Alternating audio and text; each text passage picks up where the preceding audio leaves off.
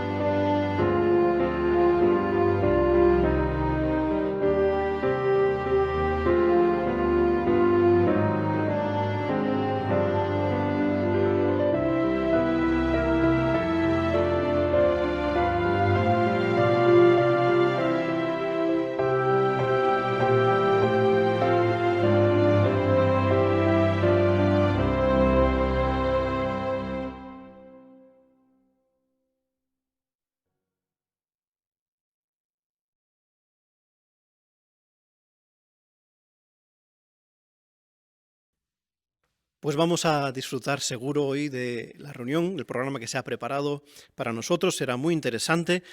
Por ejemplo, de nuestra lectura semanal, veremos qué nos enseña el diseño del tabernáculo sobre nuestras oraciones y sobre el valor del sacrificio de Jesús.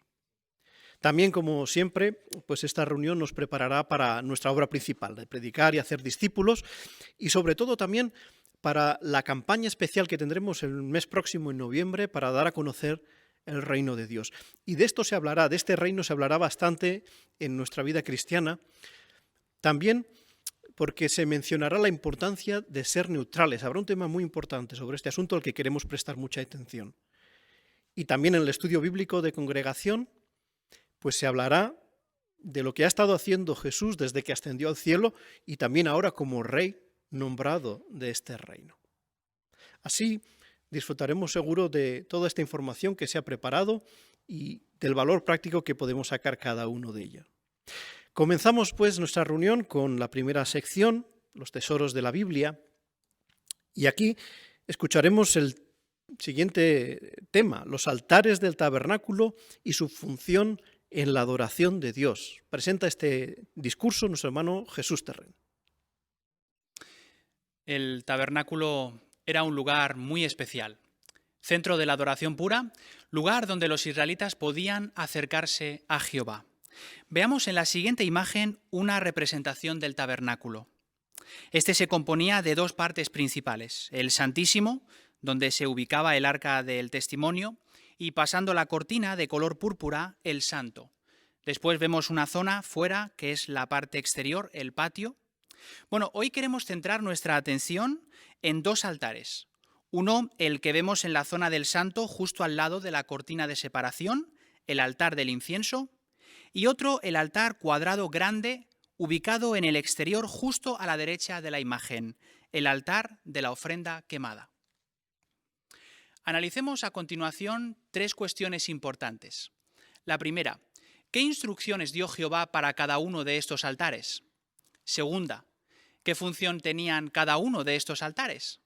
Y tercera, y más importante, ¿qué relación tienen estos altares con nosotros, con nuestro servicio hoy día a Jehová? Comencemos por el altar del incienso. Veamos las instrucciones que dio Jehová con relación a este altar. Éxodo capítulo 37, versículo 25, seguramente lo habéis visto en vuestra lectura personal.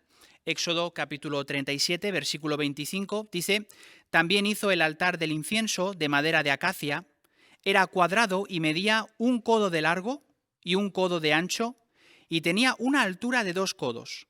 El altar y sus cuernos formaban una sola pieza». Podemos ver en la imagen cómo se veía este altar. Jehová dio instrucciones muy concretas en cuanto a sus medidas, cómo iría revestido de oro, su ubicación en el santo, justo enfrente del Santísimo y del Arca del Testimonio, y como vemos en la imagen, esas anillas por donde podían pasar unos varales y podían transportarlo junto con el resto del tabernáculo. ¿Qué función tenía este altar en la adoración que allí se realizaba? Pues en este altar se quemaba un incienso muy especial. En este altar se quemaba un incienso muy especial 2 veces al día, por la mañana y al atardecer. En el versículo 29 se nos aporta algún detalle más acerca de este incienso. Éxodo 37, versículo 29 dice: «Hizo además el aceite santo de la unción y el incienso aromático puro. Eran mezclas bien preparadas». Queremos destacar este último punto. Era una mezcla bien preparada, muy bien preparada. Y sin duda tuvo que ser así, porque fue el propio Jehová quien le dio esta receta a Moisés de cómo preparar este incienso aromático, de uso exclusivo, 4 componentes muy especiales y un ritual de preparación ceremonial. Seguramente que dentro del Santo y el Santísimo se creaba un ambiente con ese aroma o fragancia que complacía a Jehová. Y Jehová también estaba muy pendiente del empeño y el esfuerzo de los sacerdotes en la preparación de este incienso aromático. Bueno, ¿qué relación tiene ese altar y ese incienso tan especial con nosotros, con nuestro servicio hoy día a Jehová? Pues David, como escritor del Salmo 141 y buen conocedor de los procedimientos de adoración del templo, nos menciona un aspecto muy importante de nuestro vivir cristiano. Salmo capítulo 141, versículo 2, que os animo a leer conmigo. Salmo capítulo 141, versículo 2, preciosas palabras de David: «Que mi oración sea delante de ti como incienso preparado, mis manos alzadas como la ofrenda de grano del atardecer». Sí, la oración, el medio que tenemos para comunicarnos con nuestro Padre Jehová, las palabras, la gratitud, los sentimientos, esas oraciones donde podemos derramar todo nuestro corazón a Jehová, pueden ser como ese incienso aromático que tanto le complace a Jehová. Ese incienso que se ofrecía 2 veces al día. De ahí notamos la importancia de comunicarnos con nuestro Padre Jehová diariamente, apartar tiempo de calidad para hablar y comunicarnos con nuestro Padre. Pero ¿recuerdas cuál era la clave del éxito de ese incienso que se quemaba en ese altar? Seguro que sí. Era una mezcla bien preparada. Era una mezcla muy bien preparada. ¿Cómo diríamos que son nuestras oraciones? ¿Una costumbre rutinaria? ¿Una mera repetición de palabras o ideas, pensamientos? ¿O más bien palabras con significado, con sentimiento, bien pensadas, apartando tiempo de calidad antes de orar para pensar y meditar en qué cosas queremos agradecer, pedir, contar, agradecer, expresar y alabar a nuestro Padre Jehová? ¿Son como calentar comida precocinada o más bien como un fuego hecho a fuego lento? Pues preparamos, amasamos, cocinamos nuestras oraciones con cariño y con amor y suben a Jehová como ese incienso aromático. Jehová sin duda se complace en escuchar esas oraciones bien preparadas y valora mucho el esfuerzo que hacemos por prepararlas bien. Veamos ahora lo que tiene que ver con el altar de la ofrenda quemada. Volvemos a Éxodo, esta vez capítulo 38, queridos hermanos. Éxodo 38, versículo 1, instrucciones que Jehová dio con relación a este altar. Dice: además hizo el altar de la ofrenda quemada con madera de acacia. Era cuadrado y medía 5 codos de largo, 5 codos de ancho y tenía una altura de 3 codos. Así es como se veía este altar, como vemos en la pantalla. Jehová dio también instrucciones muy concretas acerca de sus medidas: 2,2 metros de largo, 1,3 metros de largo, no tenía tapa, hecho de madera, revestido de cobre, de ahí su color cobrizo. También, como vemos, tenía unas anillas por las cuales se podían pasar los varales y transportarlo. Y muy importante, su ubicación en el patio, justo enfrente de la entrada al tabernáculo. ¿Qué función tenía este altar en la adoración que allí se realizaba? Pues tenemos que decir que su función era posiblemente la más importante para el pueblo de Israel. Su función era la más importante, la que daba sentido para que aquel lugar fuera considerado el centro de la adoración pura, porque allí se ofrecían, se quemaban los sacrificios, bien de animales o de grano, que traía el pueblo. Así, sacrificios con los cuales se solicitaba el perdón de pecados, se mostraban agradecidos a Jehová y también mostraban lealtad al orden teocrático que Jehová había establecido. Así, Jehová se complacía en aceptar esos sacrificios que se hacían justo enfrente del tabernáculo, por así decirlo, enfrente de su presencia, y motivados por corazones sinceros, hechos de buena gana. Bueno, ¿qué relación tiene ese altar con nosotros hoy día en nuestro servicio a Jehová? Pues el apóstol Pablo sin duda entendió muy bien el significado simbólico de este altar cuando escribió las palabras de Hebreos capítulo 10 y versículo 10. Allí dijo: por esa voluntad hemos sido santificados mediante el cuerpo de Jesucristo, que fue ofrecido una vez y para siempre. Sí, la mayor ofrenda, el mayor sacrificio jamás realizado fue el rescate pagado con la vida de Jesús. Jehová sin duda se complajo en aceptar el sacrificio de su Hijo, permitiéndonos a todos nosotros estar, por así decirlo, delante de la presencia de Jehová con una conciencia tranquila. La sangre de Jesús nos limpió de todo pecado. Cuán agradecidos estamos, ¿verdad?, a Jehová y Jesús por el precio pagado por nosotros, por ese rescate. Así que queremos en nuestras oraciones mostrar ese agradecimiento que nace de nuestro corazón.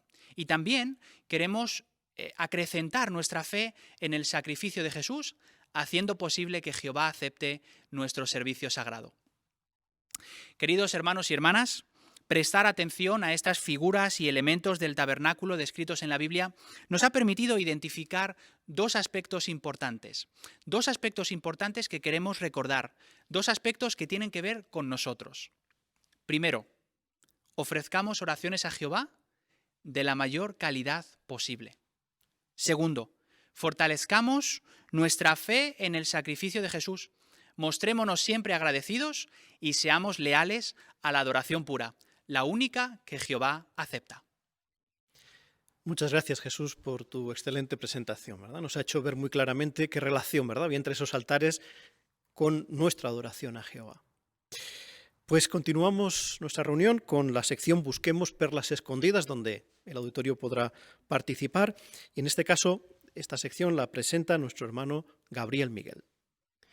Pues ahora nos disponemos a ver otros puntos también muy interesantes de la lectura asignada esta semana, los capítulos 37 y 38 del libro de Éxodo, y comenzaremos destacando los dos puntos que encontramos en nuestra guía, y para ello pedimos a un voluntario que primeramente nos lea el versículo 1, 10 y 25 de Éxodo 37. Y por favor, hermana Vázquez, Damaris. Después, Bezalel hizo el arca de madera de acacia. Medía 2 codos y medio de largo, 1 codo y medio de ancho y 1 codo y medio de alto. El 10. Luego él hizo la mesa de madera de acacia. Medía 2 codos de largo, 1 codo de ancho y 1 codo y medio de alto. Y el 25. También hizo el altar del incienso de madera de acacia. Era cuadrado y medía 1 codo de largo y 1 codo de ancho, y tenía una altura de 2 codos. El altar y sus cuernos formaban una sola pieza. Excelente, muchas gracias. Pues menciona la pregunta, ¿por qué la madera de acacia era un buen material para construir el tabernáculo? Una pregunta muy interesante. Hermano Gunther, Olaf.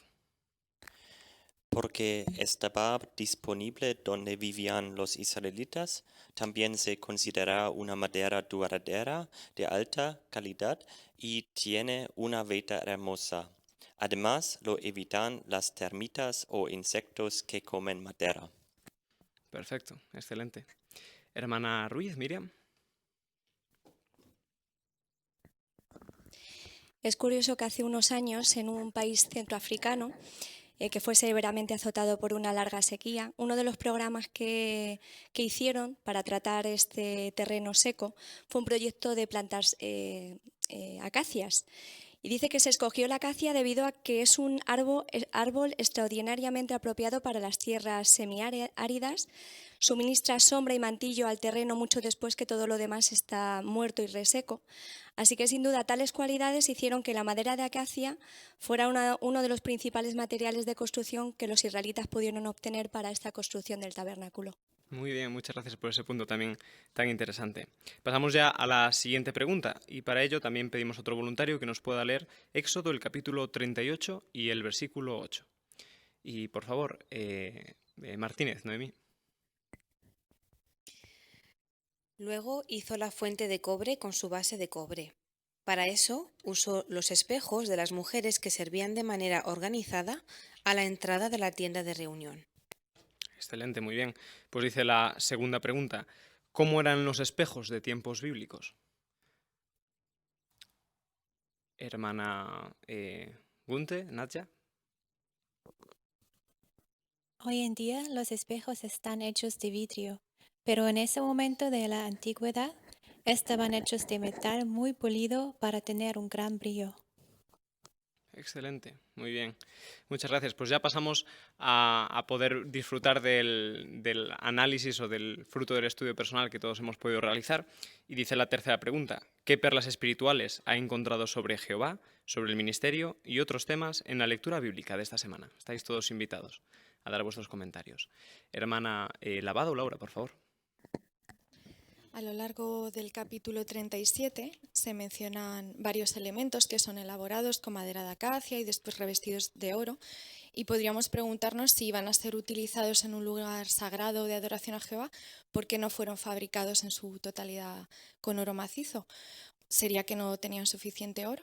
Bueno, sea lo que fuese, la construcción del tabernáculo no pudo estar mejor dirigida, pues Jehová se encargó de esto a través de los ángeles, y por otro lado, Él acepta lo que los humanos imperfectos hacen con materiales imperfectos, siempre que le obedezcan y lo hagan con la motivación correcta.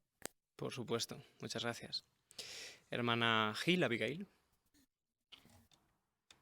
Éxodo 37:7 habla de que había 2 querubines de oro labrados a martillo en la cubierta, y según la obra Perspicacia, estos querubines eran refinadísimas obras de arte hechas a todo detalle. Sin embargo, aunque eran obras de arte, estaban ocultas a los ojos de la mayoría de la gente. Así que si en la organización tenemos trabajos que quizás no se vean tanto o ni siquiera se vean, esforcémonos porque también sean obras maestras, porque lo que importa es que Jehová sí que lo ve y es el que mejor valorará todos nuestros esfuerzos. Excelente, muchas gracias también. Hermana Martínez, Fanny. En el 38, 24 y 25 habla de la cantidad de oro y de plata que se utilizó en la construcción del tabernáculo. Cuando se escribió la obra Perspicacia dice que el valor aproximado de esos materiales pues ascendería quizá a unos 13 millones de dólares del valor cuando se escribió Perspicacia. Ahora el oro ha subido, pudiera hasta ser más. Así que aunque era una tienda portátil y construida en el desierto, no escatimaron porque era para la alabanza de Jehová.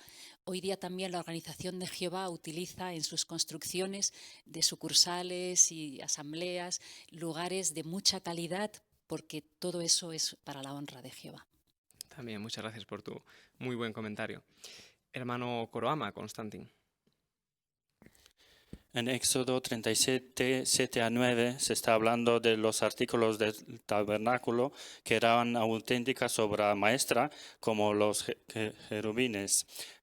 Hoy día, si se descubrirían estos, seguro que estarían en los mejores museos, pero sabemos que en aquel tiempo nadie podía verlos, solo el sacerdote podría entrar una vez al año. Hoy la gente necesita tener admiración de las demás para sentirse que han triunfado, pero los siervos de Jehová somos diferentes. Tal como Besaleel y Oholiab, lo que nosotros necesitamos es tener aprobación de Jehová. Sin duda alguna. Muchas gracias también. Hermano Oyes, Pablo. Jehová se encargó de que Bezalel llegara a ser un artesano o un carpintero experto. Es posible que él ya tuviera algunas nociones de estas actividades, pero el versículo 29 nos indica que también llegó a ser algo más. Ahí nos indica que consiguió hacer un incienso bien preparado, o la nota nos dice que como lo haría un fabricante de ungüentos. Así que es posible que alguna vez nos enfrentemos a alguna situación que pensamos que no tenemos control sobre ella, quizás nos sentimos tímidos o desanimados ante una situación así, pero recordemos que Jehová también puede hacer que lleguemos a ser algo que no imaginamos. Muy bien, excelente, muchas gracias. Hermana Terren, Noelia. En el Éxodo 38:8 se habla de mujeres que servían a Jehová y eran muy organizadas en su labor y por ello disfrutaron de un gran privilegio. Así aprendemos que nosotros, al igual que ellas, podemos esforzarnos por ser organizados en nuestro servicio a Jehová, quizá preparando un horario determinado para nuestro estudio personal y cumpliendo con él, y haciendo planes para estar temprano en nuestras reuniones a pesar de que sean online, teniendo todo preparado. Así, sin duda, resultará en muchos beneficios. Excelente, y muchas gracias también por ese punto práctico para hoy día. Hermano Berindei, George. Y siguiendo la línea sobre la madera de acacia, se decía que tenía un grano fino y eso significaba que tenía un crecimiento lento, pero esto le proporcionaba dureza y resistencia. Lo mismo podemos comparar este crecimiento con nuestro crecimiento espiritual, nuestro progreso espiritual. Y aunque a veces puede parecer lento, queremos que sea resistente y duros frente a las adversidades. Y por eso en Atalaya nos recomendaba seguir esos 3 pasos de desarrollar cualidades espirituales, ser confiable y permitir que Jehová nos refine. Excelente, muchas gracias, George. Hermano Conancio Martínez. Me ha parecido interesante la frase que encontramos en el capítulo 38, el versículo 21, donde dice que Moisés mandó hacer este inventario. Aquí vemos el interés que mostró Moisés a la hora de cumplir paso por paso todo lo que Jehová le había mandado. Quería hacerlo también antes de empezar a montar, que incluso mandó este inventario, aunque parece que Jehová no se lo había pedido directamente. Nosotros podemos mostrar la misma clase de aprecio por las asignaciones que se nos dan, sea cual sea, imitando a Moisés y esforzándonos al máximo por hacerlo lo mejor que podamos. Excelente, muchas gracias. Y ya un último comentario, hermano Óscar Martínez.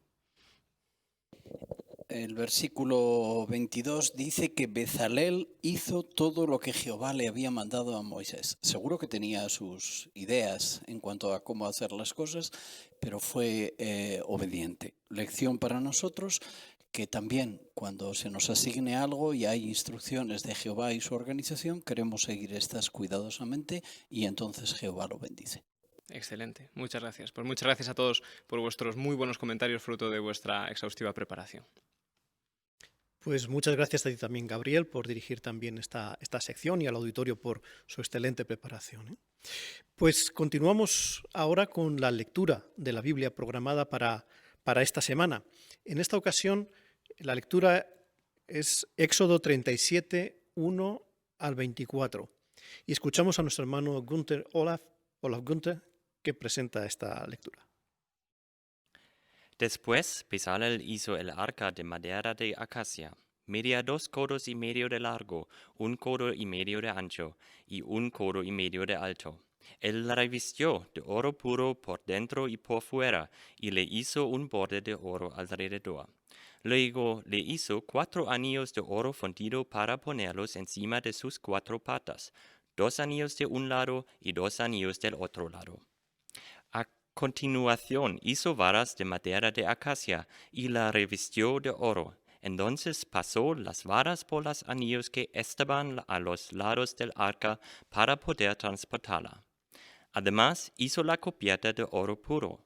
Medía 2 codos y medio de largo y 1 codo y medio de ancho. También hizo 2 querubines de oro labrado a martillo en los 2 extremos de la cubierta. Un querubín quedó en un extremo y el otro querubín quedó en el otro extremo. Hizo los querubines en los 2 extremos de la cubierta. Los 2 querubines tenían sus alas extendidas hacia arriba cubriendo la cubierta. Estaban uno frente al otro y con sus caras mirando hacia la cubierta. Luego él hizo la mesa de madera de acacia. Medía 2 codos de largo, 1 codo de ancho y 1 codo y medio de alto. Después la revistió de oro puro y le hizo un borde de oro alrededor. También le puso alrededor una franja de 1 palmo menor de ancho y un borde de oro alrededor de toda la franja. Además, le hizo 4 anillos de oro fundido y los colocó en las 4 esquinas donde estaban fijadas las 4 patas. Los anillos estaban cerca de la franja y servían para meter por ellos las varas con que se transportaría la mesa. Entonces él hizo las varas para transportar la mesa con madera de acacia y las revistió de oro. Luego hizo con oro puro los utensilios que iban sobre la mesa, los platos y las copas, así como las tazones y las jarras para derramar las ofrendas líquidas. Después hizo el candelabro de oro puro. Era una sola pieza labrada a martillo. Tenía una base, un eje central, copas, globos y flores. Del eje central del candelabro salían 6 brazos, 3 brazos de un lado y 3 brazos del otro. En un lado, cada brazo tenía 3 copas en forma de flor de almendro, con globos y flores alternados. Y en el otro lado, cada brazo tenía 3 copas en forma de flor de almendro, con globos y flores alternados. Así eran los 6 brazos que salían del eje central del candelabro. Y el eje central del candelabro tenía 4 copas en forma de flor de almendro, con globos y flores alternados. Había un globo debajo del primer par de brazos que salía del eje central, otro globo debajo del segundo par de brazos y otro globo debajo del tercer par de brazos. Así eran los 6 brazos que salían del eje central del candelabro. Los globos, los brazos y todo el candelabro eran una sola pieza de oro puro labrado a martillo. Después, él hizo de oro puro sus 7 lámparas, sus despabiladeras y sus braserillos. Usó un talento de oro puro para hacer el candelabro y todos sus utensilios. Pues enhorabuena, Olaf. Hemos disfrutado muchísimo de la lectura. Ha sido una lectura perfectamente comprensible, bien articulada. Muchísimas gracias. Y además sabemos el esfuerzo que eso representa, sabiendo que el español no es tu idioma o tu lengua natal, ¿no? Y la lección 5 del folleto maestros enfatiza eso, ¿no? La importancia de leer con exactitud, pues no omitir palabras, leer los signos de puntuación correctamente. Tú lo hiciste muy bien, ¿eh? También es importante, ¿verdad?, la pronunciación de las palabras. Para eso la preparación es vital, ¿no? Preparar, ensayar, y tú lo hiciste evidentemente porque te salió una lectura muy buena, ¿eh? De verdad disfrutamos de ella. Pues muchísimas gracias, ¿eh?, por tu participación. A continuación pasamos a nuestra siguiente sección de la reunión, Seamos mejores maestros. Y en esta ocasión, pues la primera asignación es una primera conversación basada en las ideas para conversar de este mes. Escuchamos a nuestras hermanas Laura de Lavado y Nadia Gunther, que presentan esta primera conversación. Hola Nadia, ¿qué tal? ¿Cómo estás? Bueno, yo ya estoy lista para mi clase de inglés. So, I am ready for my English class. Muy bien, estupendo. Hoy quería hacer una clase de conversación. Vale, genial, estupendo. Me gustaría, por ejemplo, que hablaremos de algo que es importante en tu vida. Vale, algo importante en mi vida. Vale, bien. Mira, tengo algo en la mente y te lo voy a contar, pero si no te importa, te lo voy a contar primero en español para yo poder expresarme bien. Mira, algo muy importante en mi vida es la Biblia, pero quería saber tu opinión. ¿Y tú, Nadia, qué piensas? ¿La Biblia es algo útil en nuestros días? Pues, la verdad, creo que es un libro muy antiguo y por eso no creo que pueda ayudarme mucho. Bueno, ¿sabías que por un lado muchas son las personas que piensan igual que tú, pero por otro lado pocas son las que conocen unas palabras que me gustaría leerte? Mira, estas están en la Biblia, precisamente, en 2 de Timoteo 3:16. Voy a compartir la pantalla contigo para que puedas seguir la lectura, ¿vale? Mira, te lo leo. Dice, toda escritura, es decir, la Biblia, está inspirada por Dios y es útil para enseñar, para censurar, para rectificar las cosas y para educar de acuerdo con lo que está bien. Si te fijas, dice que es útil para muchas cosas, pero pensando en que tú eres maestra, ¿qué palabras te llaman a ti la atención? Pues habla de enseña y educar. Muy bien. ¿Y a qué tipo de educación se refiere? Dice educar de acuerdo con lo que está bien. Exacto. Es decir, la Biblia nos da normas morales que nos ayudan a todos a hacer las cosas bien. Por ejemplo, ¿tú qué crees que ocurriría si todos amásemos al prójimo como a nosotros mismos y le hiciéramos a los demás todo lo que nos gustaría que nos hicieran a nosotros? Pues se solucionarían muchos de los problemas del mundo. Así es, Nadia. Quiero que pienses y recuerdes que estos consejos, estas ideas de las que hemos hablado, todas están en la Biblia. Entonces, si nos paramos a pensar, ¿no crees que la Biblia puede seguir siendo un libro útil? Puede ser que sí. Así es. Bueno, creo que me va a tocar ahora explicarte todo esto en inglés.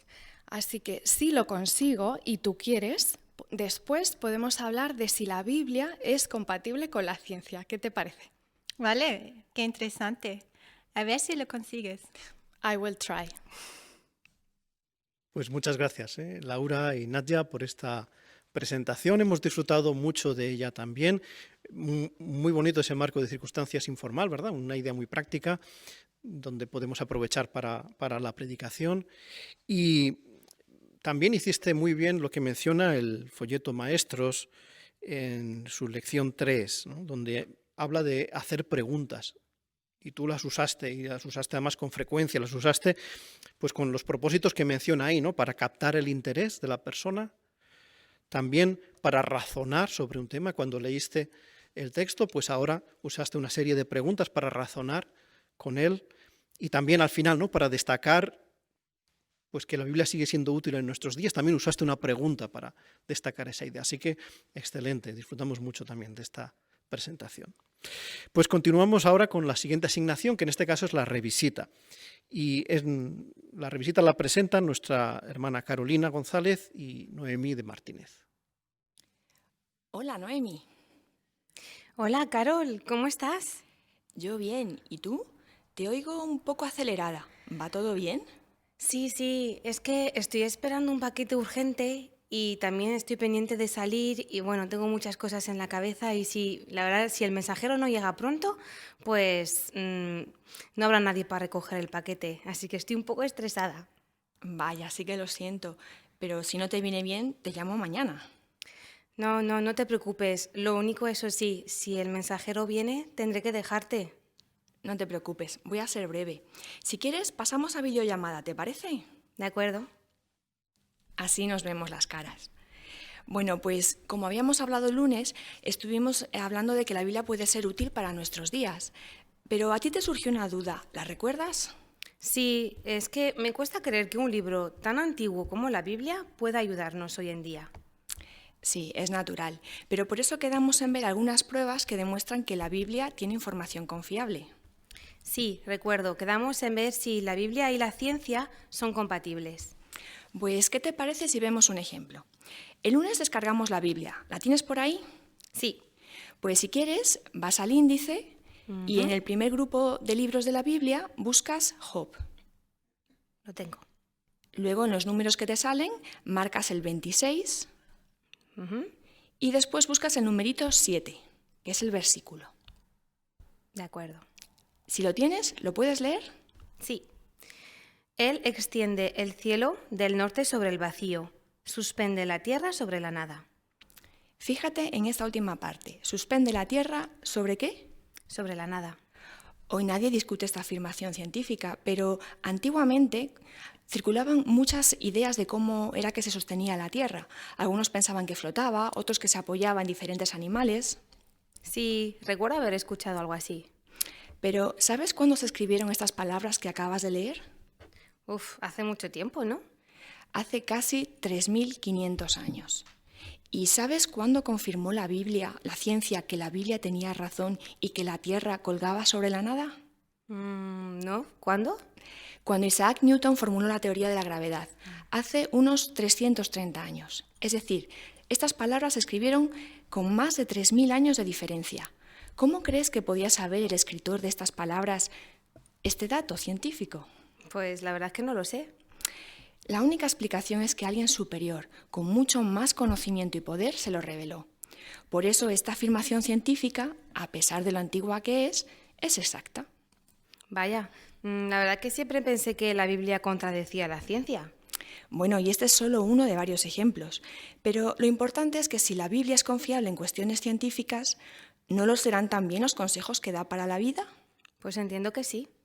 Fíjate, como me estabas hablando antes de que estabas un poco estresada, te voy a enviar una revista con consejos bíblicos sobre ese tema.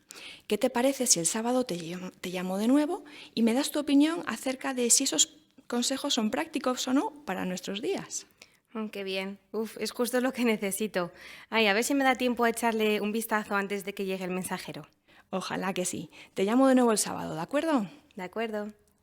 Pues muchas gracias también, Carolina y Noemi, por esta asignación tan bien preparada y presentada. Disfrutamos porque, como menciona la lección 12 de nuestro folleto Maestros, fue un ejemplo de cómo mostrar amabilidad y empatía, ¿no? Cuando la ama de casa presentó una situación que estaba estresada, preocupada, pues te mostraste comprensiva con la situación y eso lo pudo percibir la persona. Y prueba de ello, además de ese interés personal, es que al final le ofreciste presentarle una publicación, una revista, de eso que le estaba preocupando, ¿no? o por lo menos para que afectaba a esa inquietud que tenía, ¿no?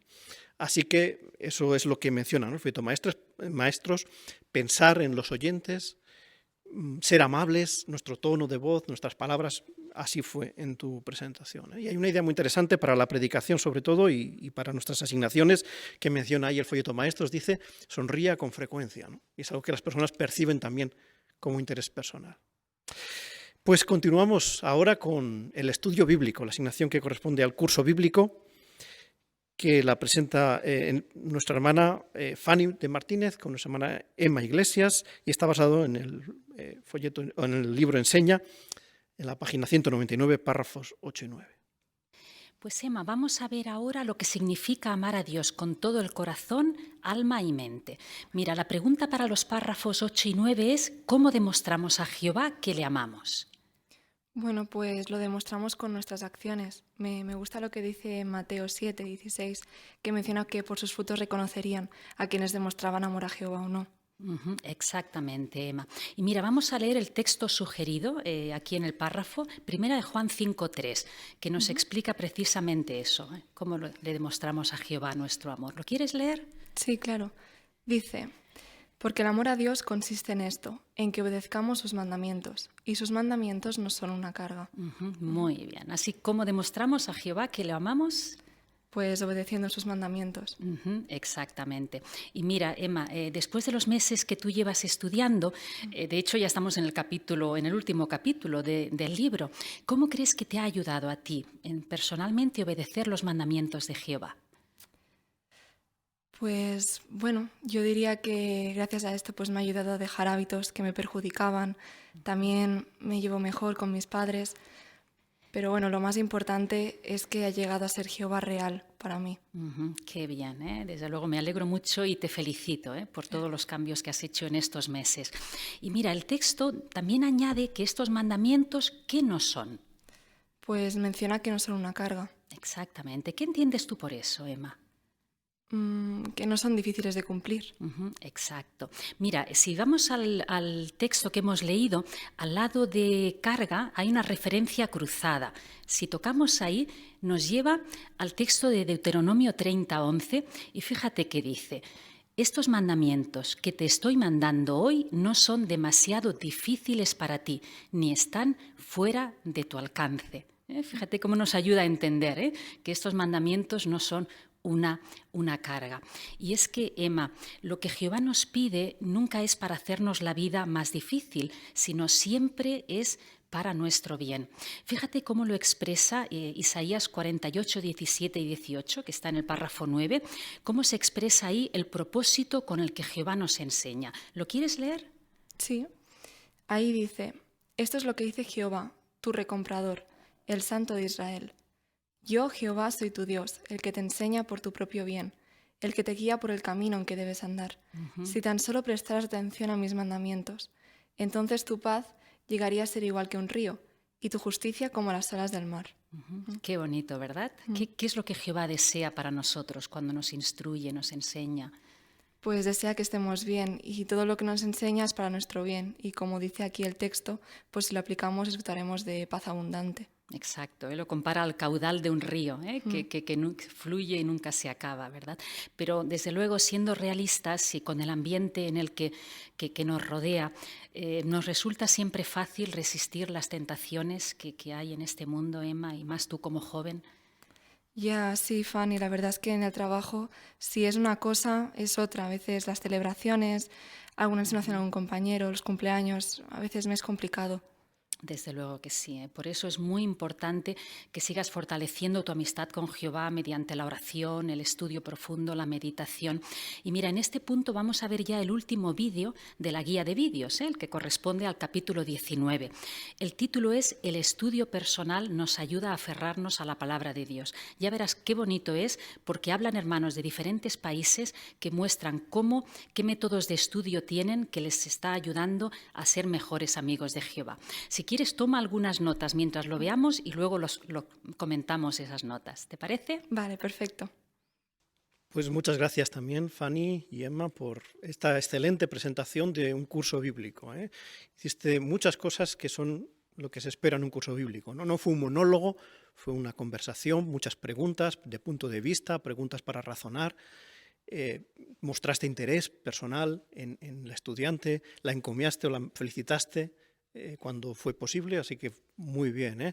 También lo que menciona la lección número 7 del folleto Maestros, pues lo hiciste muy bien, ¿no? Usar información exacta y convincente, ¿no? Ahí se menciona, primero la fuente de información tiene que ser exacta. En tu caso, pues fue la Biblia principalmente, pues qué mejor, ¿no? Qué fuente de información más exacta que la Biblia. Pero también la forma en que la usaste, ¿no? La explicación pues fue de acuerdo al contexto y a lo que la organización ha explicado, ¿no? Incluso hiciste uso de una de las referencias de un texto bíblico para apoyar esa línea de razonamiento y fue correcta la explicación, Y además fue convincente porque la ayudaste a razonar, ¿no? De nuevo, como decíamos, con preguntas para razonar sobre esos textos o esa fuente de información, en este caso. Así que excelente. Muchas gracias a todos los que habéis participado, a los que habéis presentado asignaciones, también por estar dentro del tiempo asignado. Y con esto concluimos esta sección de la reunión Seamos Mejores Maestros. Damos paso ahora a nuestra vida cristiana. Y para ello os invitamos, si os es posible, por favor, a poneros en pie para cantar juntos la canción número 67. Predica la palabra, basada en 2 Timoteo 4:2.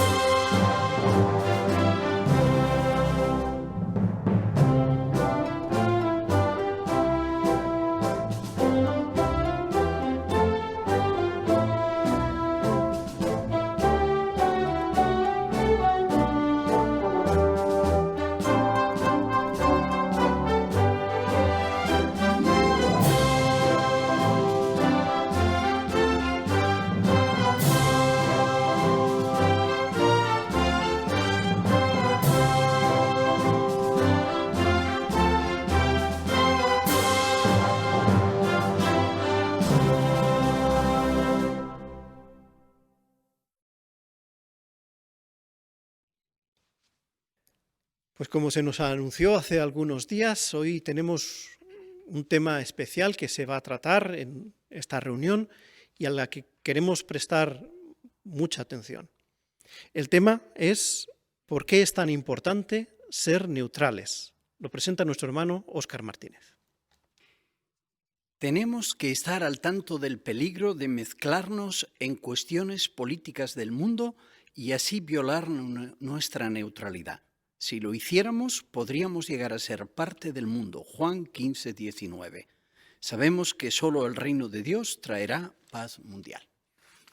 He leído estas palabras tomadas del ejemplar de la Atalaya de octubre de 2019.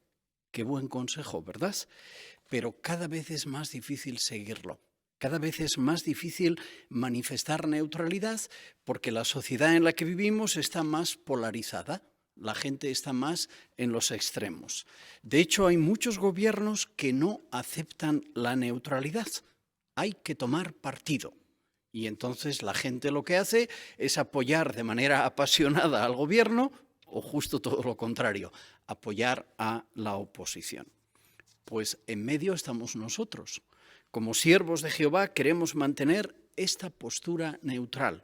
Es un asunto importante, pues como leíamos de la Atalaya, no hacerlo implicaría llegar a formar parte del mundo y ya sabemos quién está detrás de este mundo. Así que para dejar claro cuán importante es manifestar neutralidad, vamos a ver juntos el siguiente vídeo de 7 minutos, ¿por qué es tan importante ser neutrales? Y después brevemente con 4 preguntas aislamos las ideas más importantes del mismo. ¿Verdad que nos emociona leer esta profecía del libro de Miqueas? En ella se muestra claramente cómo son las cosas en el pueblo de Dios hoy. Por supuesto, en el Nuevo Mundo, el pueblo de Dios disfrutará de unidad extraordinaria, pero el capítulo 4 de Miqueas describe lo que estamos viviendo en este momento y por lo tanto nos concierne. Sabemos esto porque el versículo 5 dice que durante el mismo tiempo en que la unidad del pueblo de Dios sería evidente, todos los demás pueblos andarían cada cual en el nombre de su Dios. Eso no se puede referir al paraíso, ¿verdad? No, está hablando del tiempo en el que vivimos ahora. Pero ¿cómo pueden los testigos de Jehová de todo el mundo estar tan unidos y no involucrarse en las guerras? Bueno, algo que contribuye a la unidad es nuestra neutralidad cristiana. ¿Qué significa ser neutral? Significa mantenerse al margen de los asuntos políticos. Por supuesto, estamos de parte de Jehová y de su reino.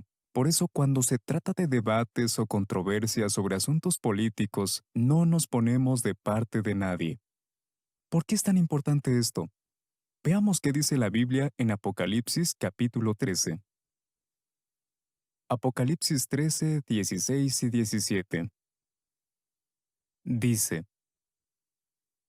a todos, pequeños y grandes, ricos y pobres, libres y esclavos, les impone la obligación de ser marcados en la mano derecha o en la frente, para que nadie pueda comprar o vender excepto la persona que tenga la marca, el nombre de la bestia salvaje o el número de su nombre. ¿Qué aprendemos aquí? En el futuro, veremos cómo se cumplen estas palabras, así como las presiones que enfrentará el pueblo de Dios. Pero aún ahora podemos ver que el sistema político quiere ponernos una marca, tanto mental como física. Quiere ponernos su etiqueta en la frente y en la mano. Por ello, debemos asegurarnos de ser totalmente neutrales en los asuntos políticos de este mundo. Eso implica no participar en actividades políticas ni tomar partido, incluso en nuestro interior. Ahora bien, ¿qué cosas pudieran debilitar nuestra postura neutral? Bueno, hoy vamos a considerar 3 de ellas. La primera es la propaganda que difunde este mundo. Ya hemos visto lo que dicen los medios sobre los testigos de Jehová y cómo han distorsionado sus informes para presentar una imagen negativa de nosotros. Entonces, ¿Podríamos esperar que sean neutrales al informar sobre otros asuntos, particularmente sobre los conflictos entre naciones? Los medios de un país pudieran promover determinadas ideas sobre otro país y hasta podrían influir en nuestra opinión. Es posible que al visitar otros lugares con ideologías políticas diferentes, nos sorprenda ver que la situación es distinta de la que habían descrito los medios de nuestro país. Por ello, tenemos que cuidarnos para no dejar que la propaganda de este mundo influya en nosotros, especialmente la de los medios de comunicación. ¿Qué otra cosa pudiera hacer que perdamos cierto grado de neutralidad? Los eventos deportivos. A veces, estos llegan a promover, en cierta medida, el nacionalismo. Por lo general, comienzan con los himnos nacionales. Recuerdo que hace muchos años, cuando vivía en otro país, un amigo me pidió que le grabara un evento deportivo. Aunque a mí no me interesaba mucho, quise hacerle el favor. Por supuesto, me aseguré de grabarlo todo, incluidos los últimos 10 minutos del juego. Nuestra amistad habría estado en peligro si yo no hubiera incluido el final.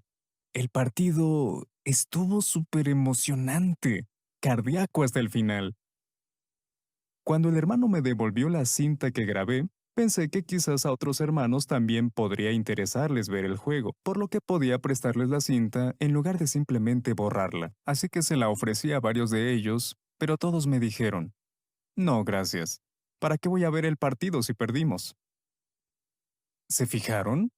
Por eso yo les pregunté, ¿ustedes querían ver el partido o tomar partido? Fue una situación interesante porque dos países se estaban enfrentando.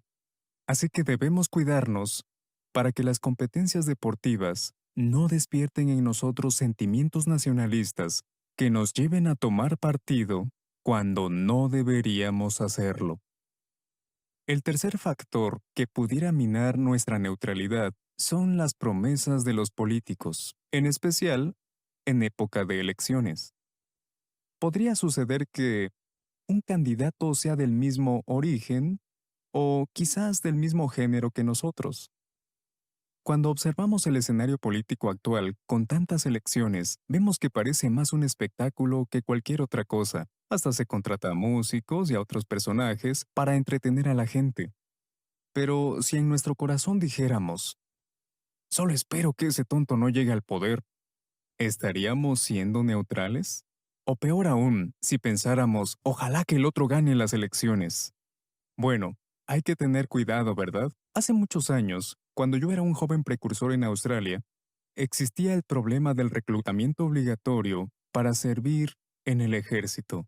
Eran los tiempos de la guerra de Vietnam. Y luego hubo elecciones en Australia. En ese momento, el partido que quería llegar al poder prometió acabar con el reclutamiento obligatorio si ganaba. Eso me afectaba a mí directamente. Y recuerdo lo difícil que fue estar siguiendo los resultados de las elecciones sin decir en mi corazón, espero que ganen. Y después cuando ganaron tampoco decir, bien. Como ven, las promesas políticas pueden influir en nosotros y llevarnos a violar nuestra neutralidad. Por lo tanto, nunca olvidemos que no somos parte del mundo. Nosotros apoyamos al mejor gobierno que puede regir esta tierra.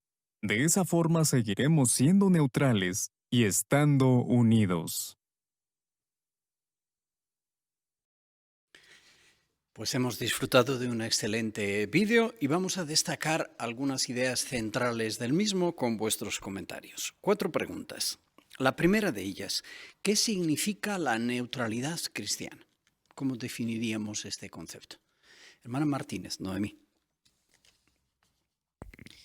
Pues mantenernos al margen en lo que tiene que ver con los asuntos políticos, no opinar sobre ellos y ni siquiera en nuestro interior. Excelente. Siguiente pregunta. ¿Por qué es importante que el cristiano sea neutral? Y el hermano Jackson usó Apocalipsis, capítulo 13, versículos 16 y 17 para transmitir esta idea. ¿Por qué es importante que seamos neutrales? Hermana González, Carolina. porque como se explicaba en Apocalipsis, el mundo quiere ponernos su marca. Así que si no estamos de parte de Jehová, si no somos neutrales, pues estaremos dejando que el mundo y Satanás nos pongan su marca. Así es. Hermana Lavado, Laura. También, por otro lado, el reino que nosotros apoyamos no está en la tierra, está en el cielo. Y no debemos olvidar que el propósito de Jehová es destruir los gobiernos que hay en la tierra. Por tanto, no tiene sentido apoyar algo que el mismo Jehová tiene en su mente destruir. Es verdad. Muy bien. Hermano Terren, Jesús.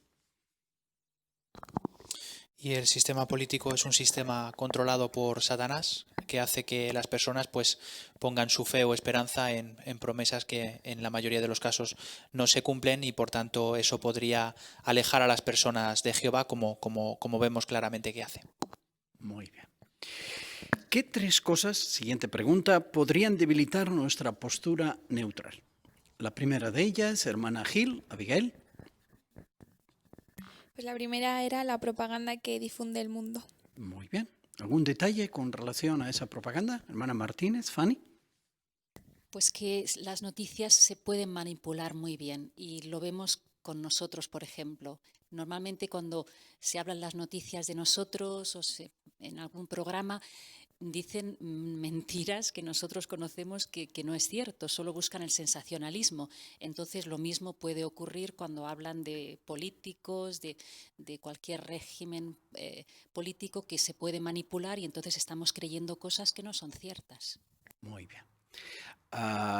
Segunda cosa que podría debilitar nuestra resolución, hermana Ruiz, Miriam. Sí, también cuidarnos ante los eventos deportivos. Allí se escuchan incluso himnos nacionales de cada equipo, y como decía el hermano, ¿no?, si vemos el partido por disfrutar de un juego, o tomamos partido, ¿no?, nos ponemos al lado de uno o de otro. Así es. Y el tercer factor que pudiera debilitar nuestra resolución de ser neutrales, hermana Vázquez.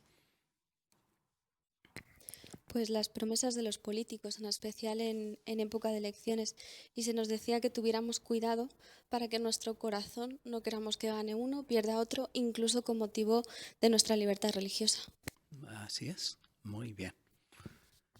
Excelente. Pues tres factores que pudieran hacer que perdiésemos la neutralidad. Y la cuarta pregunta, ¿cómo nos beneficia mantener la neutralidad cristiana? ¿Qué beneficios trae el que seamos neutrales, estemos en un país u otro? Hermano Martínez, Conan. Sí, pues nos beneficia, ya que podemos apoyar totalmente al mejor gobierno que puede regir en la tierra, y de esta manera seguir estando unidos y no ser parte del mundo. Muy bien. ¿Qué pasaría si perdiésemos nuestra neutralidad, dado que estamos viviendo en los cuatro rincones de la tierra, y tomásemos partido? ¿Cómo afectaría eso al pueblo de Dios? Hermana González, Carolina. Sí, no estaríamos fomentando la unidad en el pueblo de Dios. Podríamos crear divisiones, y eso es algo que a Jehová no le gusta. Exacto. Muy bien. Pues estas son las ideas centrales del vídeo. El cuerpo gobernante dice que en nuestro estudio personal o estudio de familia, en la noche de adoración en familia, iría bien anotar 4 referencias para en esos momentos estudiar a nivel personal o familiar algunas publicaciones que remacharán mejor esta idea. Vamos a ver en pantalla. Durante unos segundos yo lo leo y podéis anotar o hacer una fotografía, tal vez. 4 citas que querríamos anotar para en nuestro estudio de familia o en nuestro estudio personal analizarlas. La primera, preguntas de los lectores de la Atalaya del 1 de noviembre de 1999, páginas 28 y 29. Mi reino no es parte de este mundo, la Atalaya, junio de 2018, páginas 3 al 7. Estas serían las 2 primeras referencias, y la tercera y la cuarta, Continúa en el amor de Dios, el libro que conocemos bien, página 244, nota 16. Y la última, Vídeo La neutralidad cristiana, qué es, qué implica y por qué la adoptamos. accesible en jw.org o JW Library. Pues querremos seguir el buen consejo del cuerpo gobernante de analizar más detalladamente esta información que se ha suministrado.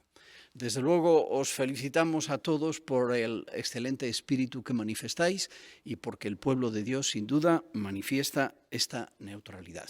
Jehová valora mucho el servicio fiel que le dais a Él al atender vuestras responsabilidades y al tomar una decisión apropiada con relación a este asunto de ser neutrales. Un asunto importante porque el cuerpo gobernante ha decidido que en las necesidades locales en todo el mundo se analice esta información para transmitir un mensaje claro. La resolución final, como pueblo de Jehová en el tiempo del fin, seguir siendo un pueblo unido.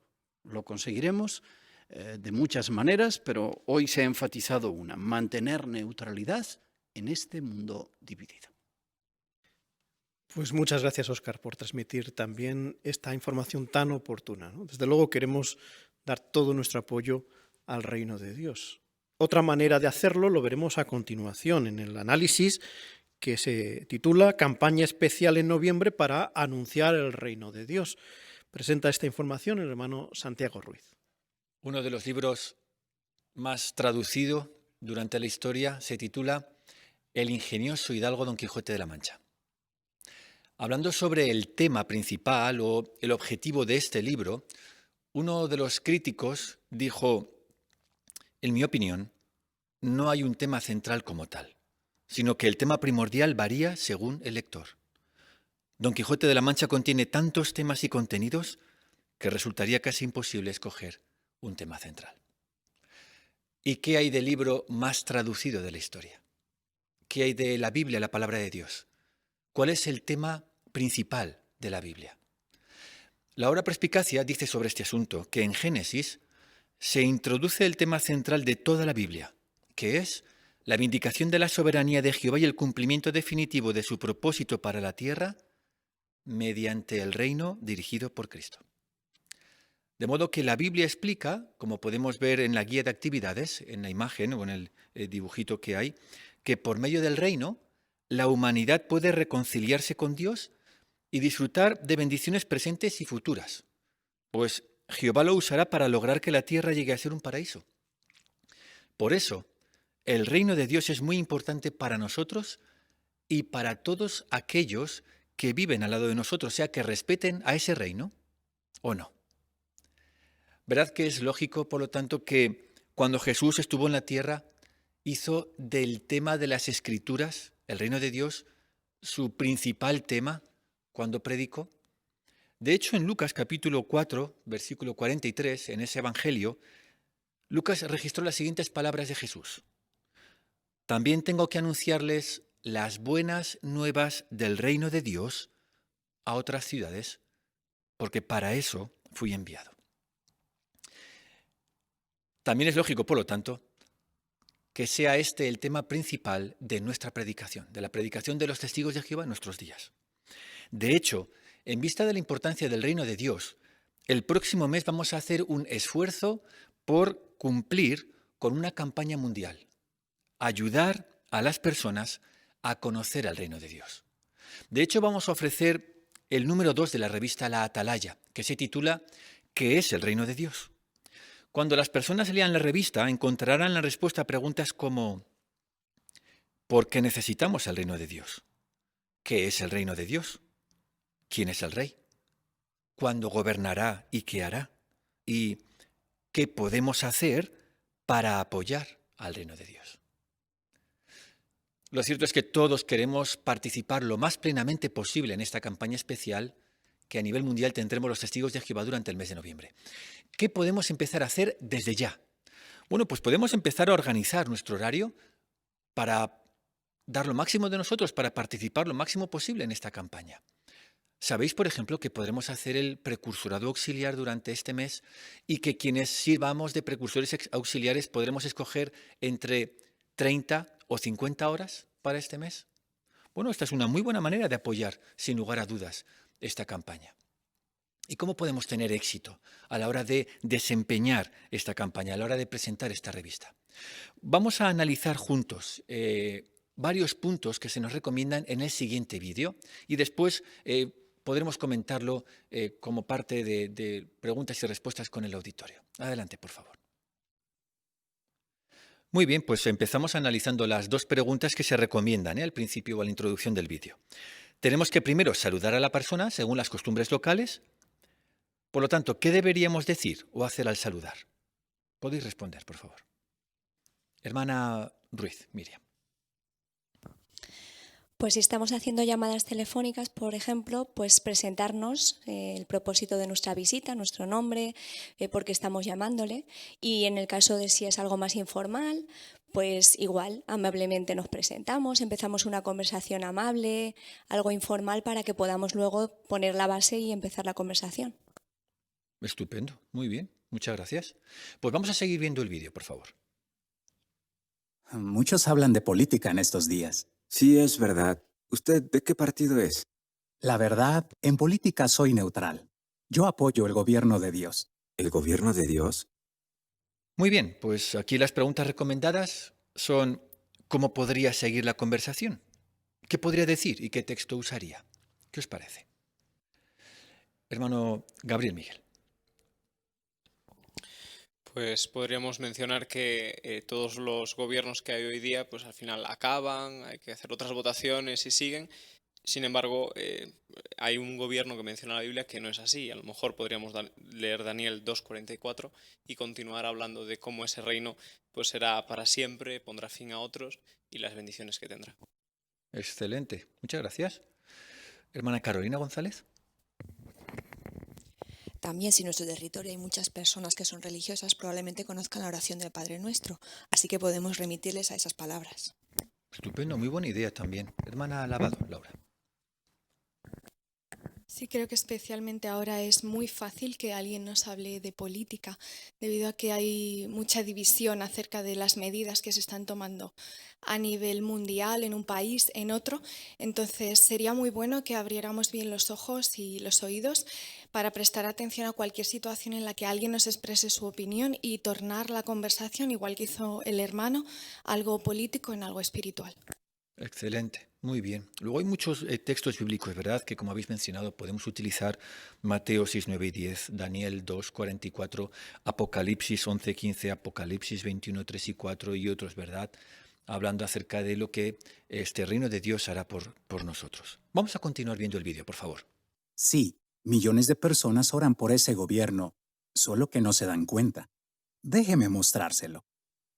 Está aquí, en Mateo 6, 9 y 10. Ustedes deben orar de esta manera. Padre nuestro que estás en los cielos, que tu nombre sea santificado. Que venga tu reino, que se haga tu voluntad, como en el cielo, también en la tierra. ¿Conoce estas palabras? Claro, mi esposa siempre reza eso. ¿Qué pide la gente ahí? ¿Ha visto cómo empieza el versículo 10? Que venga tu reino.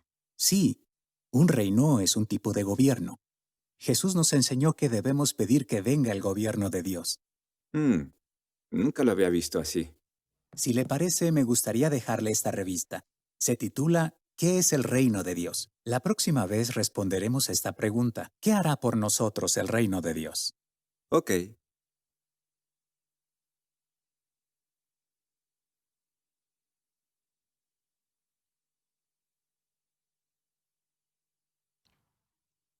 Pues damos muchas gracias a los hermanos del equipo técnico por ayudarnos con el vídeo. Bueno, hemos visto cuáles son las 3 ideas que nos ayudarán a tener éxito a la hora de presentar la revista, este ejemplar número 2 de la Atalaya. ¿Las recordamos? Primero, leamos un texto bíblico que hable del reino de Dios. A la hora de prepararnos para escoger un texto bíblico, tengamos muy en cuenta qué tipo de personas nos encontramos en nuestro territorio. ¿Cuáles son sus creencias? ¿Qué piensan? ¿Cuáles son sus opiniones? En segundo lugar, si alguien muestra interés, ofrezcámosle la Atalaya. Seguro que él va a disfrutar o ella va a disfrutar mucho de su lectura. Va a encontrar asuntos muy interesantes. Y en tercer lugar, volvamos a hablar con la persona lo antes posible, con el objetivo de comenzar un curso bíblico a partir de una publicación del kit de enseñanza. Bueno, pues tenemos dentro de un par de semanas una oportunidad única. Queda muy poco tiempo para que el reino de Dios acabe con todos los gobiernos de la tierra. Por eso, aprovechemos al máximo esta oportunidad para demostrarle nuestra lealtad a Jehová y a su reino. Pues muchas gracias, Santi, también por presentar también esta información que nos ha preparado ya, ¿verdad?, para esta campaña especial que en unos días dará comienzo. Seguro que ya estamos pensando cómo participar más de lleno en ella. Pues vamos a seguir hablando del reino, en este caso del rey del reino, ¿no?, de Jesús, en el análisis del estudio bíblico de congregación que presenta nuestro hermano Conan Martínez. Pues vamos a empezar el estudio bíblico de la congregación de esta semana. El capítulo anterior estuvimos viendo la ascensión de Jesús al cielo. Esta semana vamos a estar viendo acerca de lo que hizo Jesús al llegar al cielo. El título del capítulo 138 es Cristo a la derecha de Dios. Tenemos 3 puntos principales que vamos a destacar durante este capítulo. El primero es Jesús se sienta a la derecha de Dios. Luego Saulo se hace discípulo de Jesús. Y tenemos razones para estar contentos. Debido a las necesidades especiales que hemos tenido hoy en la reunión, el estudio bíblico será un poquito más corto, pero os animamos a todos a comentar, sentíos libres de citar los textos bíblicos que tenemos en el artículo y las aplicaciones que habéis encontrado. Antes vamos a leer todo el capítulo y tenemos un lector para esta semana, es el hermano Samuel Vázquez, al cual invitamos a leer ya el capítulo. Durante la fiesta del Pentecostés, 10 días después de que Jesús subió al cielo, se derramó Espíritu Santo sobre algunos discípulos. Esto demostró que Él realmente estaba en el cielo. Pero esa no fue la única prueba. Justo antes de que el discípulo Esteban muriera, apedreado por dar testimonio de manera fiel, exclamó: «Miren, veo los cielos abiertos y al Hijo del Hombre de pie a la derecha de Dios». Ya en el cielo con su Padre, Jesús tendría que esperar una orden específica que la palabra de Dios había predicho. David escribió por inspiración: «Jehová le declaró a mi Señor Jesús: siéntate a mi derecha hasta que ponga a tus enemigos como banquillo para tus pies». Cuando terminara ese periodo de espera, Jehová le ordenaría a Jesús: «Ve dominando en medio de tus enemigos». ¿Pero qué haría hasta que llegara el momento de actuar contra ellos? En el Pentecostés del año 33 se formó la congregación cristiana. Así que, desde el cielo, Jesús empezó a reinar sobre sus discípulos ungidos por Espíritu. Los guió en la predicación y los preparó para el papel que tendrían en el futuro. ¿De qué papel estamos hablando? Los que fueran fieles hasta la muerte serían reyes con Jesús en el cielo cuando resucitaran. Un ejemplo destacado de alguien que llegaría a ser un rey en el cielo es Saulo, más conocido por su nombre romano, Pablo. Es un judío que siempre se ha esforzado mucho por cumplir con las leyes de Dios. Sin embargo, los líderes religiosos judíos lo orientaron mal, tan mal, que hasta aprobó que apedrearan a Esteban. Ahora sigue amenazando a sus discípulos del Señor y desea asesinarlos. Incluso recibe permiso del sumo sacerdote Caifás para arrestar a los seguidores de Jesús que hay en Damasco y llevarlos a Jerusalén. Pero por el camino, una luz brillante envuelve a Saulo y él cae al suelo. Entonces oye una voz que le dice: «Saulo, Saulo, ¿por qué me persigues?». Saulo pregunta: «¿Quién eres, Señor?».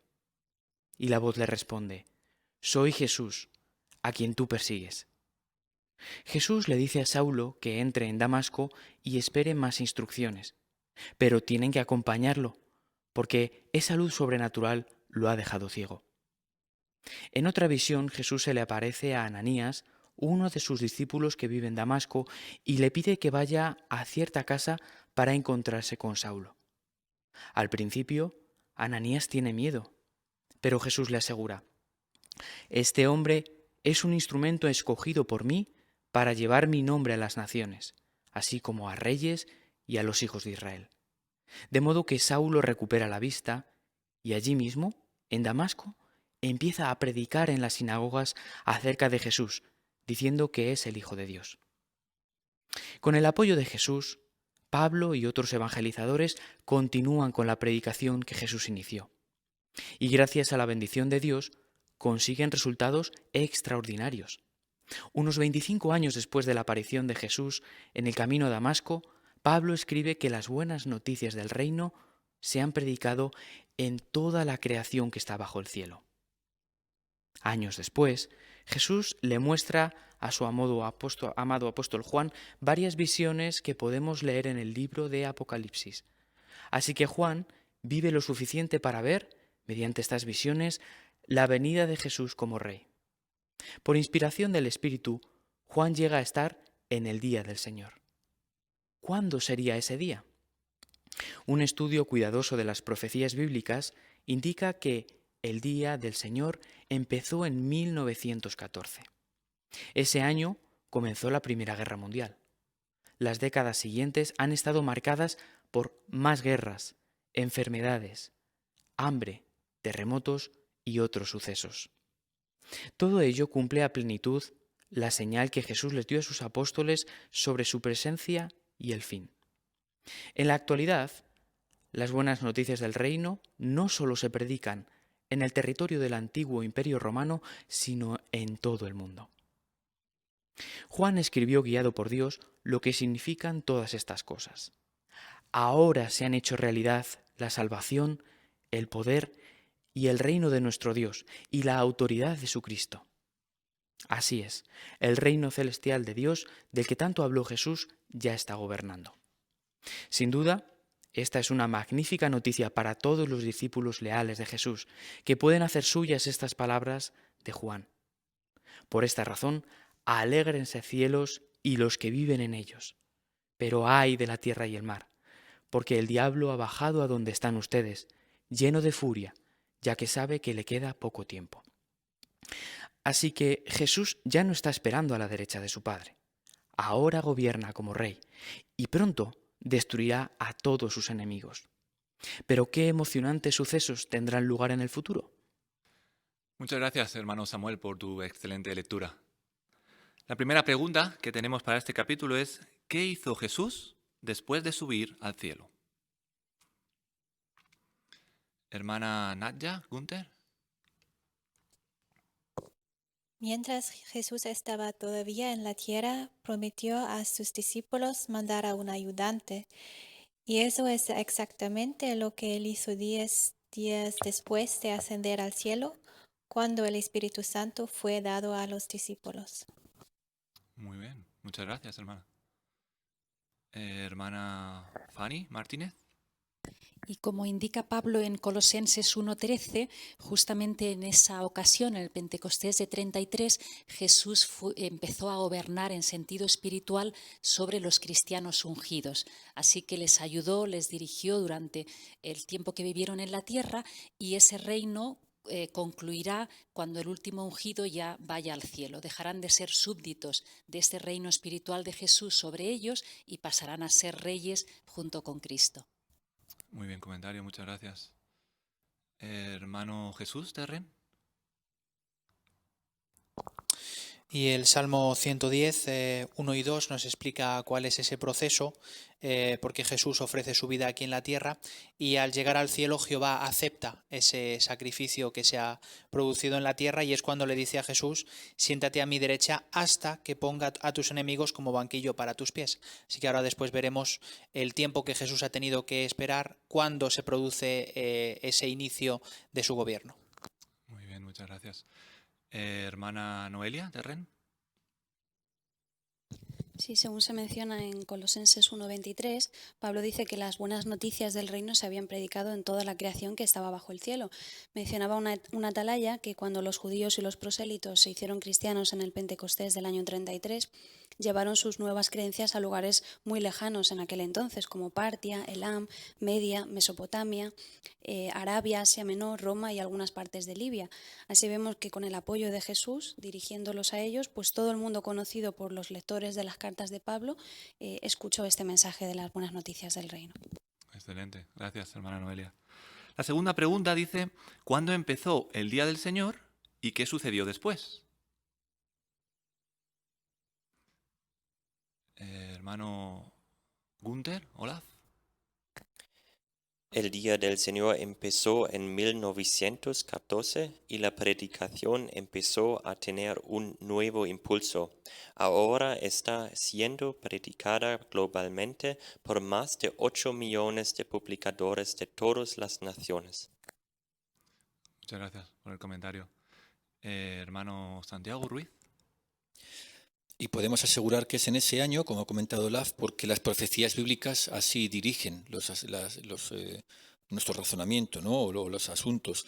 La señal que Jesús les dio a sus apóstoles sobre su presencia y el fin del sistema de cosas, pues tal y como se menciona en Mateo 24, así demuestra que empezó en 1914 y fue a partir de entonces cuando se comienzan a cumplir las palabras de Apocalipsis 12, cuando dice, ahora se han hecho realidad la salvación, el poder y el reino de nuestro Dios y la autoridad de Jesucristo. Así es, muchas gracias. Muy bien, y la tercera pregunta dice, ¿por qué tenemos razones para estar contentos? Hermana Iglesias, Emma. Bueno, pues porque como dice Apocalipsis 12:12, sabemos entonces que queda muy poco tiempo y es que solo levantamos la vista espiritualmente y vemos una realidad encima de nuestras cabezas. Vemos que Jesús ahora sí que está gobernando, está haciendo todos los preparativos para el gran día y también preparativos para el nuevo mundo y también se nos está preparando a la parte terrestre de organización para que podamos ir al carro con Jehová. Excelente comentario. Hermano Yes, Pablo. También es para nosotros una gran alegría ver cómo este carro avanza con tanta rapidez, cómo se han ido aclarando algunas enseñanzas bíblicas e incluso hasta el punto de poder estar disfrutando hoy en día de reuniones como estas, que sin duda nos animan y que son gracias sin duda a que desde el año 1914 pues el reino desde el cielo está gobernando y está ayudando también a esta parte terrestre, como ya se ha comentado. Muy buen punto. Hermana Lavado, Laura. Sí, saber que Jesús ya no está esperando a la derecha de su Padre, como ya comentó la hermana Iglesias, nos hace pensar que estamos un paso más allá, más cerca de Armagedón y estamos viviendo los últimos días. Esto nos pone muy contentos, meditar en ello, como vimos en nuestra última asamblea regional. Somos un pueblo feliz, podemos alegrarnos por ello, meditemos en esto y en muchas otras cosas que nos ayudan a estar contentos ahora. Muy bien, muchas gracias. Hermano Miguel, Gabriel. A mí otra cosa que también me da alegría o que me ha gustado mucho es el poder haber disfrutado de este libro que estamos a punto de terminar, porque vemos que nuestro rey está ahí arriba velando por nosotros y hemos podido hacer un tour por todas las cualidades, todas las emociones que él tiene, poder haber visto tan de cerca mediante el análisis de todos los detalles que encontramos en esta parte tan pequeña de las Escrituras, pues cómo él se preocupa por nosotros, si quiere ayudarnos y cómo pues está dispuesto a hacer lo que sea por nosotros, pues nos da tranquilidad para este tiempo y también nos alegra el contar con un rey como este. Muchas gracias, Gabriel. Vamos a leer el texto en el que está basado este capítulo, Hechos, capítulo 7, versículo 56. ¿Y quién quiere leerlo? Hechos 7:56. Hermana Abigail Gil, por favor. Y dijo, miren, veo los cielos abiertos y al Hijo del Hombre de pie a la derecha de Dios. Muy bien, muchas gracias. ¿Qué otra prueba nos da este versículo?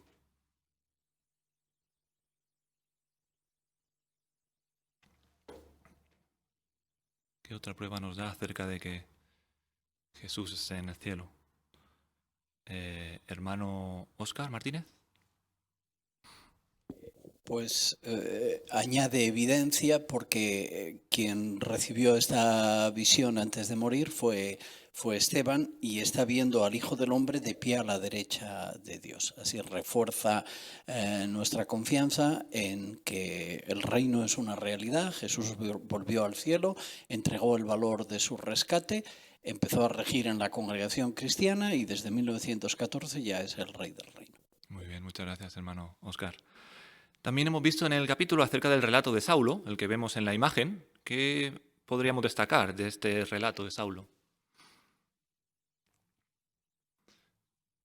Hermana Carolina González, por favor. Si vemos que la elección de Saulo como apóstol a las naciones, pues fue un ejemplo de cómo Jesús estaba guiando desde el cielo la predicación y a su pueblo ungido, ¿no? Así que vemos que si intervino para escoger a este apóstol que le ayudaría en la predicación, también está dirigiendo hoy en día lo que se está haciendo a través del cuerpo gobernante y su organización para que lleguemos a todo tipo de personas. Así es, muchas gracias. Hermana Martínez, Noemí. Y el cambio tan impresionante que Saulo hizo, pues nos ayuda a ver también hoy día cómo personas pueden cambiar por completo su personalidad, y en el caso de él, pues dice el relato que había sido escogido para llevar su nombre a las naciones, así como a reyes y a los hijos de Israel. Y sin duda, pues él predicó ante reyes, probablemente ante Nerón, ante Agripa, también Porcio Festo, así que hizo posible que se conocieran entre las altas autoridades el mensaje del cristianismo. Así es, gracias. Hermana Noemí Martínez. Y también un detalle que me gustó fue que Saulo no supo qué impacto iban a tener en él las palabras de Esteban hasta tiempo después. De hecho, en varios discursos y cartas desarrolló algunos de los temas que Esteban había tratado. Así lo podemos aplicar hoy a la predicación. Quizás cuando compartimos el mensaje con otras personas, ellas pues no responden favorablemente enseguida, pero con el tiempo pues muchos sí que lo han hecho. Muy buen punto, gracias. Hermano Coroama, Constantín. También si pensaríamos en el ejemplo de Pablo, seguramente pensamos que nunca llegaría a ser un cristiano, a lo mejor, por cómo trataba a los cristianos y su actitud, pero al final no ha sido elegido también para ser un rey en el cielo. También tenemos que mirar la gente de hoy en el territorio, de no juzgarlos, porque Jehová es que al final elige a las personas con el corazón sincero, así que solo que tenemos que predicarles a todo el mundo. Muy buen punto también, gracias. Hermana Laura Lavado. Sí, Saulo aprobó el asesinato de Esteban y también debido a su celo, que estaba mal dirigido por la tradición, inició esta campaña de persecución que era tan violenta. Entonces esta idea a mí me hizo pensar en aquellas hermanas y hermanos que tienen a sus cónyuges que están opuestos y que muchas veces han sido maltratados, aquellos jóvenes también que han sido perseguidos por defender su lealtad. Esto le da ánimo a todos ellos, el pensar que sus opositores pueden cambiar y muchos de ellos lo van a hacer. Gracias, hermana, por tu comentario. Hermano Óscar Martínez. Y la pregunta de Jesús a Pablo es muy bonita porque dice, ¿por qué me estás persiguiendo? No era la idea, no le dijo, ¿por qué estás persiguiendo a los cristianos? Jesús se sentía perseguido. Y la atalaya comentó, si uno está sufriendo dificultades por ser leal a Cristo, pues puede estar seguro, como indica esta pregunta, que tanto Jehová como Jesús están al corriente de la situación y van a intentar ayudar. Ellos también en algún sentido están siendo perseguidos. Muy buen punto también, gracias, hermano Óscar. Hermano Gabriel, Miguel. Sí, un poco en línea con el comentario de Constantín. Me parece muy interesante porque habitualmente cuando pensamos en Saulo pensamos en alguien malvado que odiaba a los discípulos, que odiaba al pueblo de Dios, que era una mala persona, pero técnicamente, como vemos en el párrafo 4, no era así. Era solo una persona que realmente quería agradar a Dios, solo que estaba muy mal dirigido, le habían mentido toda su vida. Y eso es en lo que estaba viendo Jesús en él. Estaba viendo una persona que sí que tenía celo, pero que estaba equivocado simplemente. Si nosotros también nos esforzamos por ver así a las personas del territorio, aunque a veces nos traten mal o tengamos problemas, pues pensaremos solo en que son gente que necesita aprender lo que dice la verdad para no actuar de ese modo y para tener una vida más feliz. Así es, muchas gracias. ¿Alguna otra lección del resto del capítulo que hayáis encontrado? Hermana Damaris Vázquez.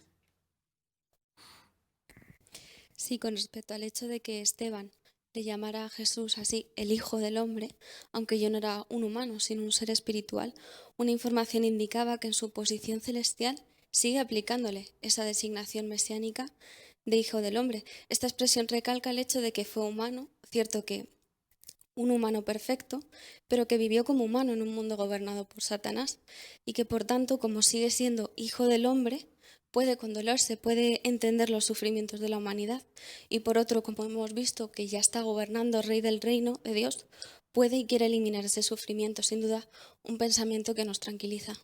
Muchas gracias, hermana Damarisa. Muchas gracias a todos por vuestra buena preparación y vuestros buenos comentarios. Sin duda que nos alegra mucho el ver lo que Jesús está haciendo desde que subió al cielo y tenemos razones de sobra para estar muy contentos. Pues muchas gracias también, Conan, por esta buena dirección del estudio bíblico y al auditorio por la excelente participación. Con esto llegamos a la conclusión de nuestra reunión. Hemos aprendido mucho, ¿verdad? Nos ha dado muchas cosas en que pensar. Por ejemplo, recordáis al principio se hablaba del altar del incienso, ¿no? Y cómo de ese altar, el incienso que allí se ofrecía, aprendimos que Jehová valora las oraciones bien preparadas. Seguro que eso nos ha hecho pensar en cómo son nuestras oraciones, ¿verdad? ¿Están bien preparadas para que agraden a Jehová? También se habló del importante tema de la neutralidad, ¿no? ¿Por qué es tan importante ser neutrales? Recordáis, se mencionó que hay que tener mucho cuidado con la propaganda, los medios de comunicación, con los eventos deportivos, con las promesas de los políticos. No tenemos que permitir que estas cosas comprometan nuestra neutralidad, ¿no? Que pertenece nuestra lealtad siempre y únicamente al reino de Dios, ¿no? Especialmente eso es todavía más importante si cabe, ahora que en noviembre vamos a dar énfasis a eso, ¿no? Vamos a hacer una campaña para anunciar ese reino de Dios. Así que vimos también unas ideas muy interesantes que nos preparan ya para participar en esa campaña. Seguro que también hemos empezado a pensar en qué podemos hacer para participar de lleno en esta campaña, ¿verdad? Y en el estudio bíblico también nos dio una idea muy positiva en la que pensar, ¿no? Que a pesar de los problemas, a pesar de las dificultades que tengamos, podemos ser felices. ¿Por qué? Pues porque sabemos que Jesús está gobernando ya como Rey del reino y precisamente los sucesos indican que el fin está muy cerca. ¿Qué veremos la próxima semana? Bueno, se tratará el asunto de por qué es tan importante seguir instrucciones. Seguiremos hablando también de la neutralidad. Se contestará cómo nos mantenemos neutrales en nuestras conversaciones y nuestra forma de pensar. Seguro que muy interesante también. Y también habrá un tema muy interesante que hablará de oír y escuchar. ¿Es lo mismo oír que escuchar para comprender? ¿Cómo demostramos que escuchamos para entender? Bueno, pues estas son solo algunas de las cosas que nos esperan la semana que viene. Seguro que todos os vais a preparar igual de bien que os habéis preparado para esta reunión y así podemos disfrutar como hemos hecho de ella, ¿verdad?